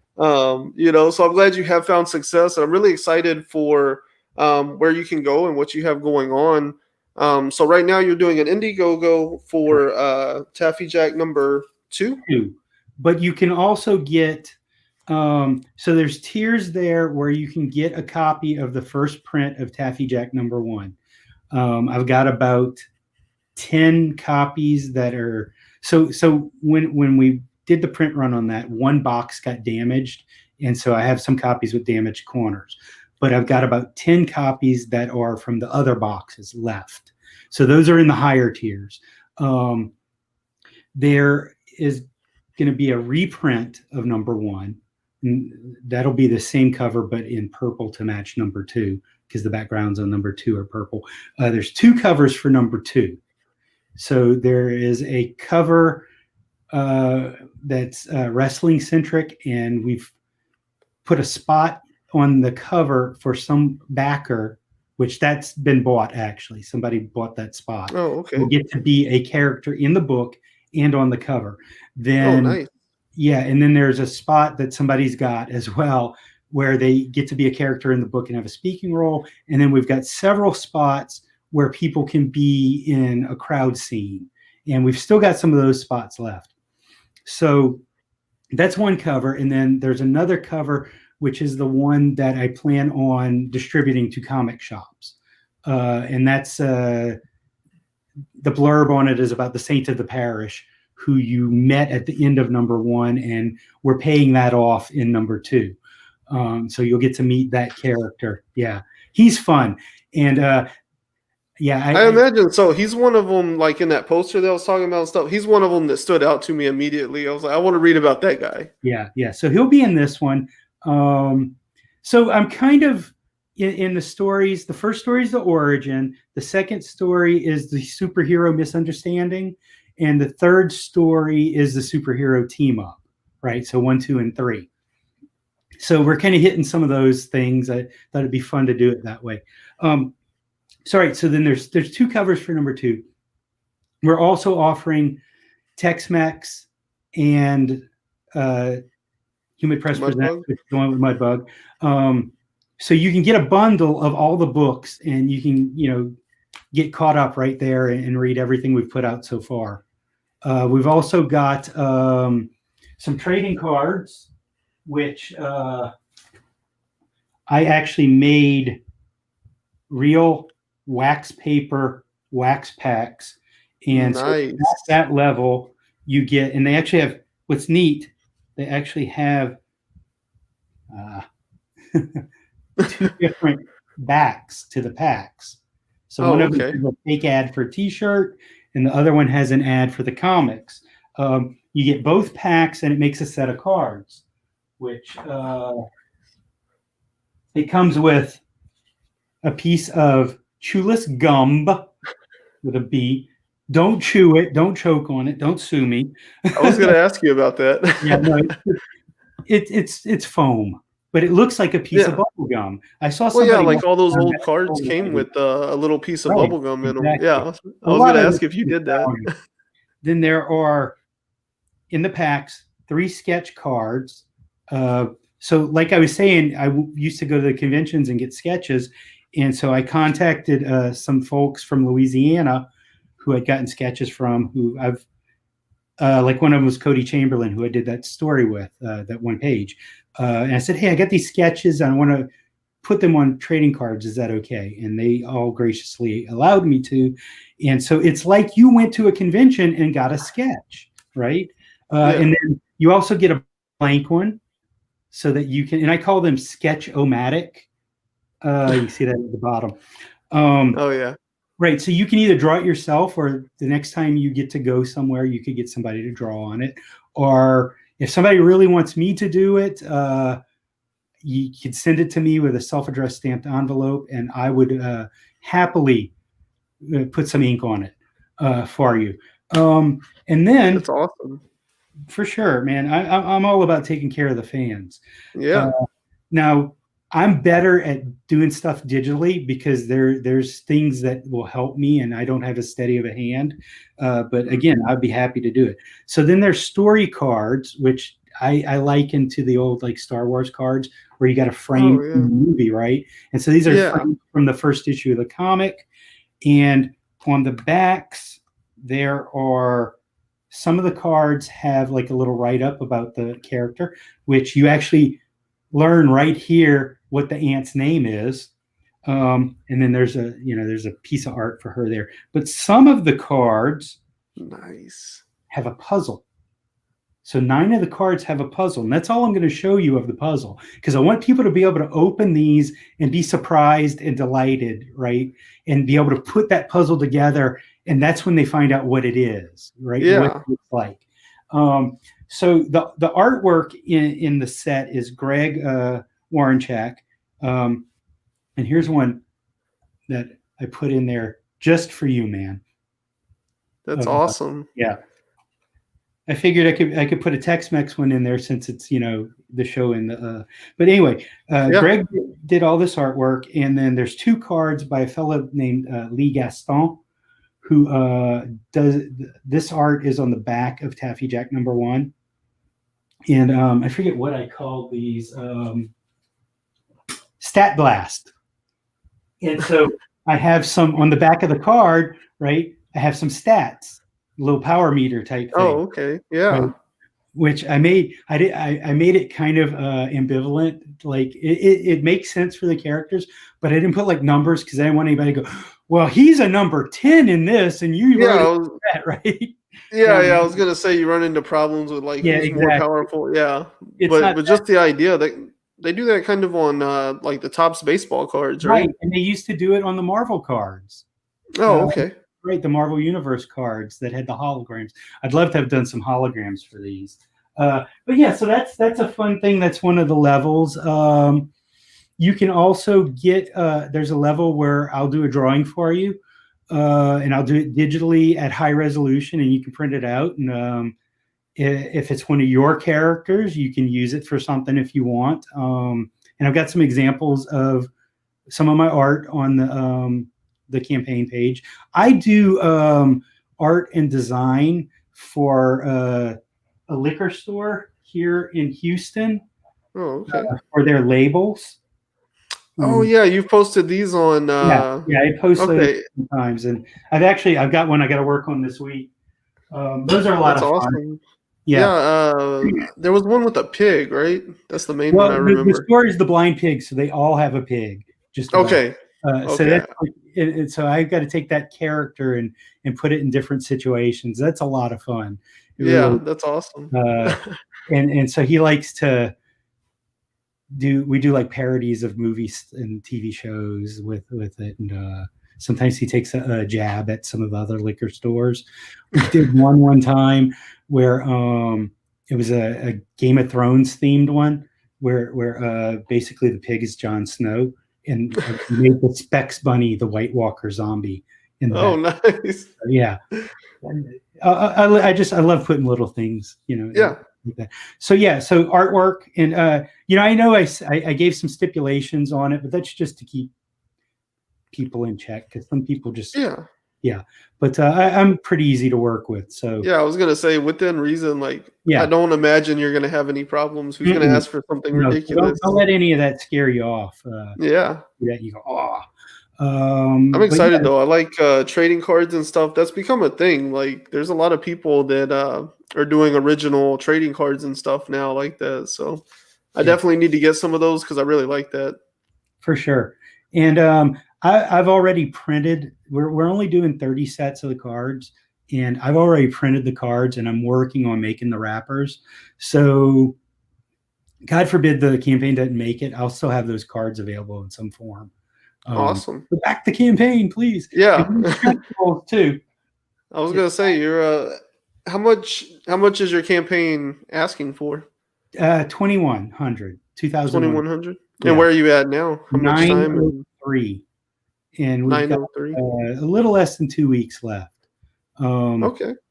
but we're looking to give you a bookmark, which Ooh. is two-sided, and I'd like to actually do a series of these because this is actually kind of like his uniform, right? Mhm. It's like the belt and the emblem, and so the next one I would do would be the saint of the parish if we did another, Ooh. and do the same thing with his emblem and his belt, as if you're a close-up on them, and then put him Yeah, side doing something. That's the plan for that anyway. that's Um, awesome. this is a prototype of some stickers that I'd like to do for it, and they would be kiss cut so that you could do something like this with them if you wanted to. Ooh. Yeah. They won't be waterproof, but they're pretty durable. Yeah. It's important, somebody might go and put it on their car. Wow, it would be cool. But and then there is the Taffy Jack Stretch-O-Matic board game, which I would love to get out to people because it's actually a lot of fun. It's a quick game, takes about 10, 15 minutes. You might compare it to something like Shoots and Ladders. You roll a dice, you move around. If you land on like the white square with the yellow dot, it will send you back depending on your roll, how far. If you land on the white square with the red dot, it'll send you forward. And again, depending on your roll, it goes with evens and odds. So you go if you get an even roll, you go half what you rolled. So if you roll a 2, you go 1 in whatever direction. Oh, okay. And then there's some special spots, and you will think you are winning, and you will end up in last place. It's pretty neat. And but we'll have some God dog it there. Some Yeah. cards like this that you can cut out to make tokens to move around, and there's 4 different Taffy Jack tokens. That's awesome. Yeah, it's and I'm telling you, when I designed it, I didn't know, right? And then Yeah. we sat down and played it, and we're like, holy crap, this is fun. Yeah. And so we tested it, and we changed the rules a little, and then we played it like a 4-player game and a 2-player game and all of this, and it holds up pretty good. And you know, it's like I said, I like games that are quick because I don't feel like I have a lot of time to play games. So, you know, like when things started getting into the complicated video games, I thought it was really cool at first. And then I found that, man, I don't want to spend all afternoon walking to the next town to do the first thing I got to do. I don't have time for that. Yeah. Enjoyment out of it. So for me, quick games are better. And so this is it's like I said, 10, 15 minutes and you'll be done, and you might want to play it again because it's pretty fun. Yeah, I'm the same way, but I was just talking about this today because my my sister was asking what to get the kids for Christmas, you know? And so Roblox, these Roblox cards came up, you know, and it's like points you buy to get money in a video game so that you don't have to work to earn this money. Well, my kids play Roblox, right? They are playing a game where like you live in a town and you have a job and you go to work, and whenever they're not at work, they're building houses. And it's like, I mean, my kids have been building their houses for like 2 weeks, and they every day the clock resets, so they like in the morning they go and they like go to work, and they like in the game, like, and they're making pizza and stuff to make money so that they can go buy material to build more of their house.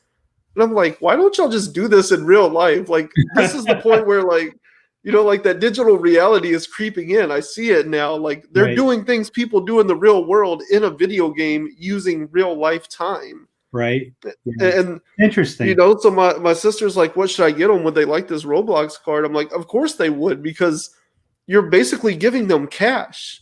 Because that's money they would have to work at their digital pizza job to make digital money, and you're giving them a card that gives them that digital money without the job. So they're just going to go buy more lumber to build their house, you know.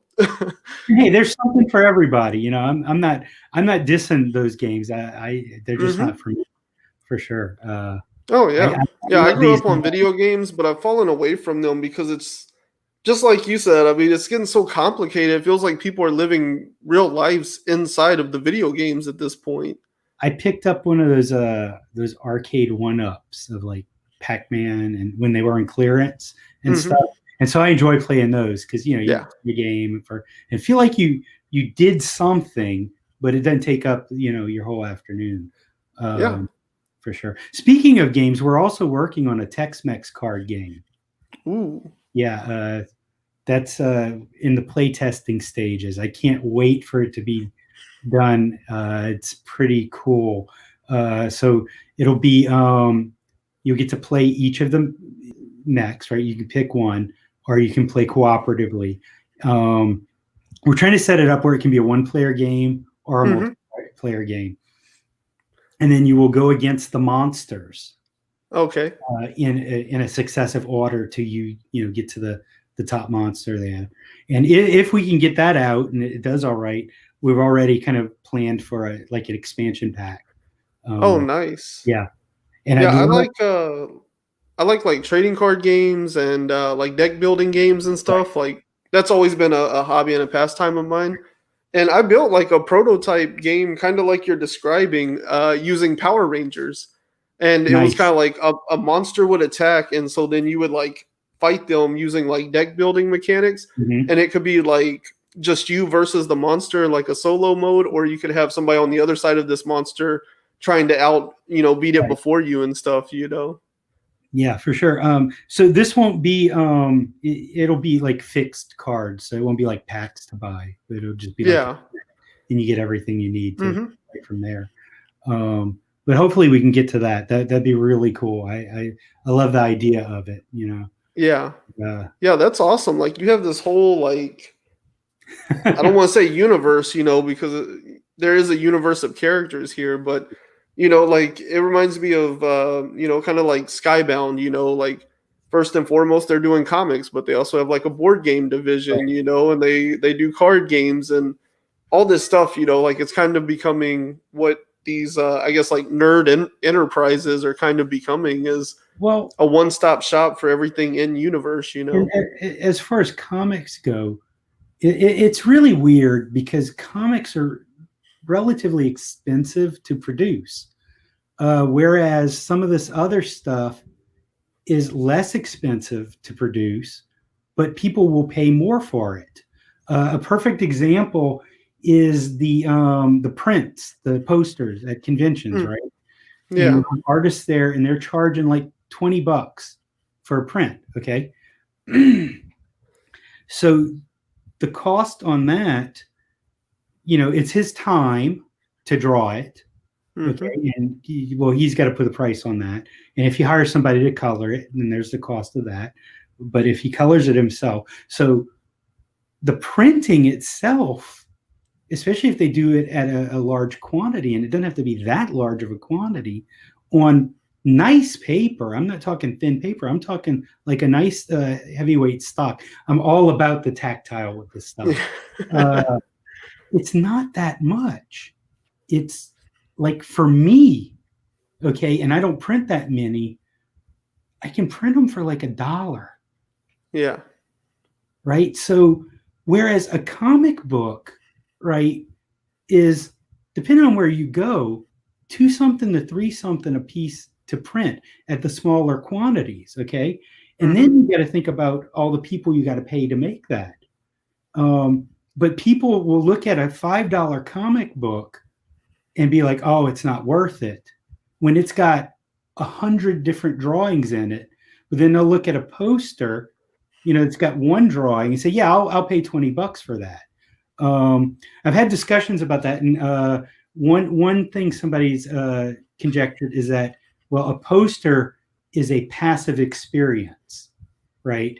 Whereas a comic book is an active experience, and that's wherein the difference lies, and why they have a different value on it. Yeah. But yeah, it's so That's so. strange though, because I would rather pay for an active experience. Well, I guess they feel like they're gonna, like, you buy MP3s or you buy a CD, right? And that's the Hmm. passive experience. You put that on while you're doing something else. And it's something that repeats, right? You do it over Yeah. and over. Whereas a comic book, you might not read it as many times. A poster you're going to have on the wall, and you're going to see it over and over.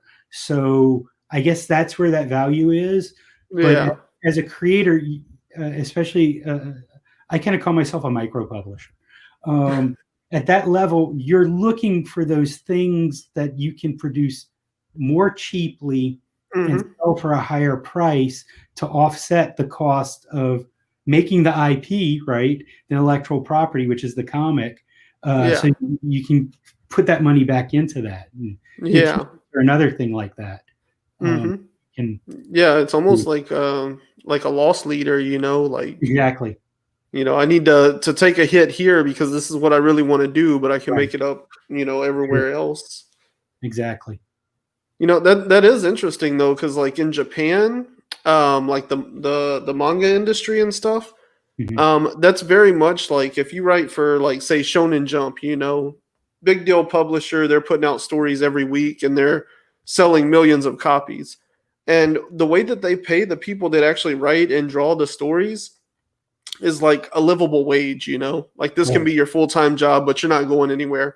Hmm. But so that would be kind of like being a writer for Marvel or something.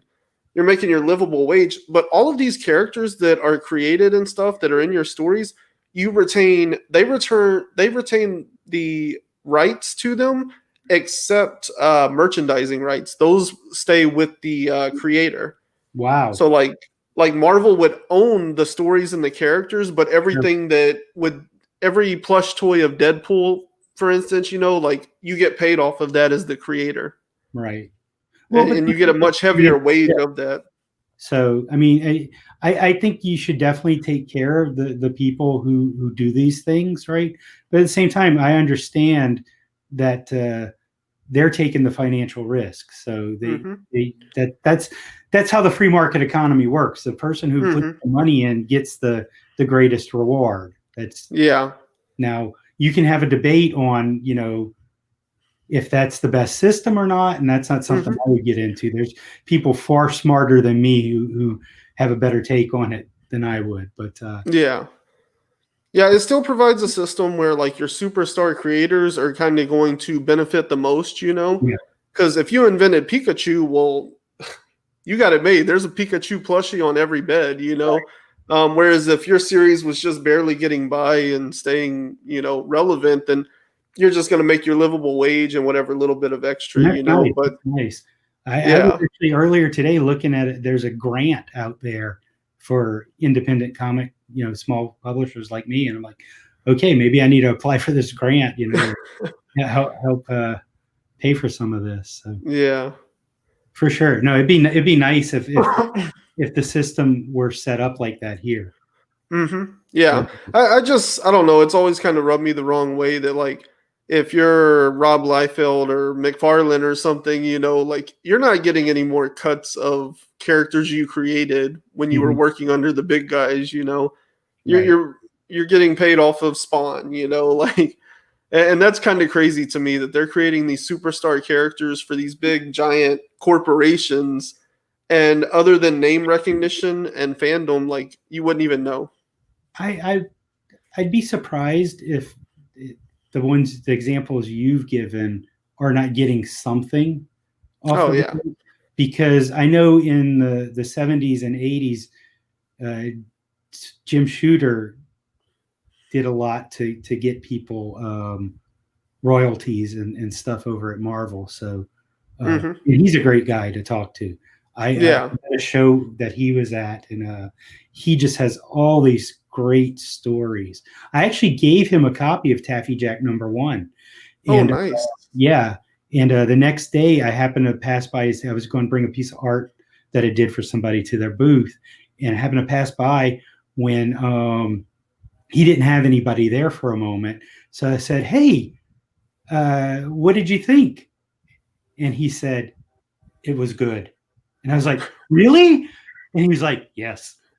So I was like, "Hell yeah!" Right? Right? Yeah, Recognition. yeah, for sure. That's awesome. Yeah, that was pretty cool. Yeah, I mean, even if he said like it wasn't very good, you would No, still that be was like, good. at least he read it, You got it. You got it. Constructive feedback is always good. Hmm. You're like I said, you're sitting in your little hut or your little cave doing this stuff in kind of a vacuum, and until other people look at it, and tell you what they think.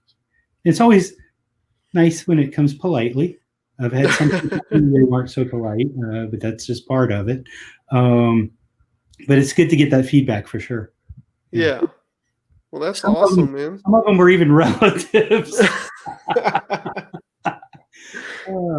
I had Hey, a, sometimes they know how to give the best feedback, though. They yeah, know exactly where to send it. yeah, yeah, for sure. Cool. Well, I mean, anything else you have on your mind?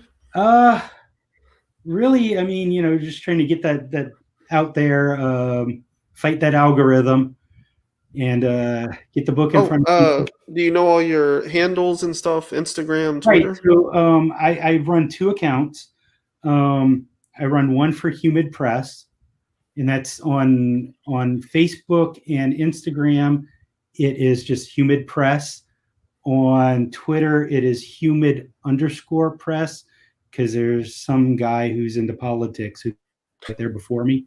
And it's funny because when I picked the name for Humid Press, he wasn't even using the account. He had it, but he wasn't posting anything. And then when I decided to go, I'm like, oh man. Anyway, so there's that, and that's just centric to, I do the sketchbook jambalaya there, and I do like announcements for the books and things like that. Then for me personally, I do Ebert Art, and that's HEBERT, and that's the same on all three platforms. And I do process stuff on there, rough sketches a lot. I love rough sketches because that's where all the possibility is. If you look behind me, you can see this piece here. I could have got that inked when I got it, but whenever an artist gives me the opportunity to take it home raw, I will every time, because there's so much information still in that. Yeah. Where it could go.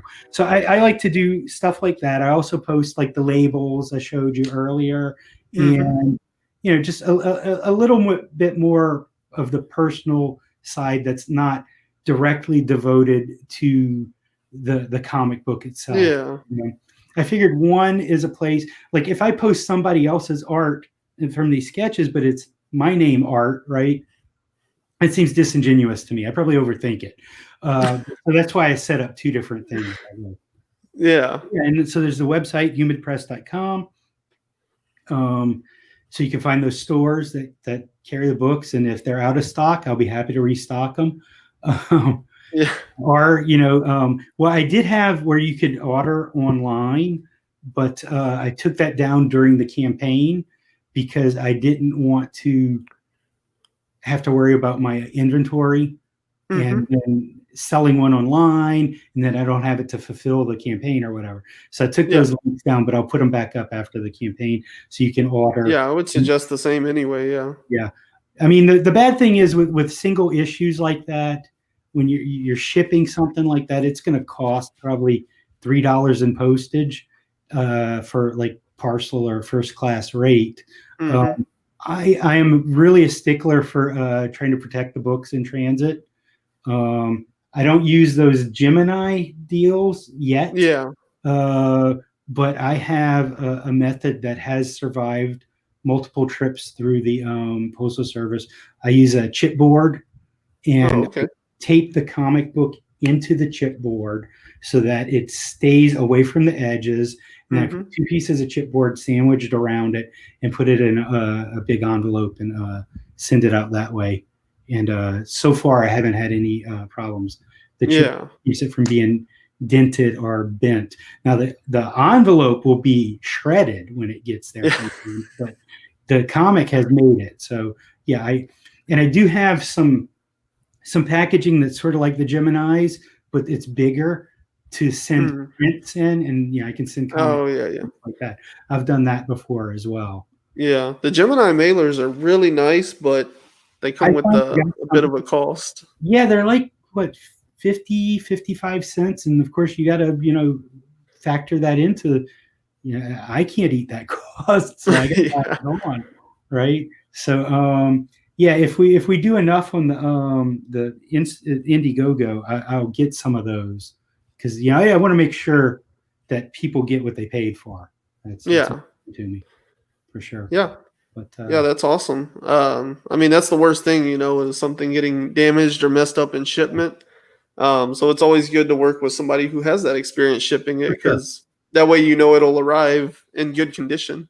And I had a guy who bought a copy of Taffy Jack from me at a show, and when he got home, there was a problem. I can't look in every copy of the book, and there was a problem inside the book, and he let me know. So I replaced it for him. That's you take care of the people who take care of you, right? I mean, that's how you do things. I don't know. That's the only good way to run a business that I know of. So right. Yeah, so, you got to take care of those people, because for sure, that's your lifeline. Yep. 100%. Yeah. Well, it's been a blast talking to you, and I'm really excited to get this one out and get it posted. I think my excitement shows for how much I like your work, and really excited for what you got going on, man. I really want this Indiegogo to take off and to do, work wonders. And so I'm definitely going to push this out there. I appreciate it. Thank you so much. And thank you to the people who watched this and took the time. And if you go look at the Indiegogo, there's a lot of information there. I just wanted to make sure I was thorough, and thank you for looking at it. If you take the time to go look at it, really appreciate it. Awesome. All right.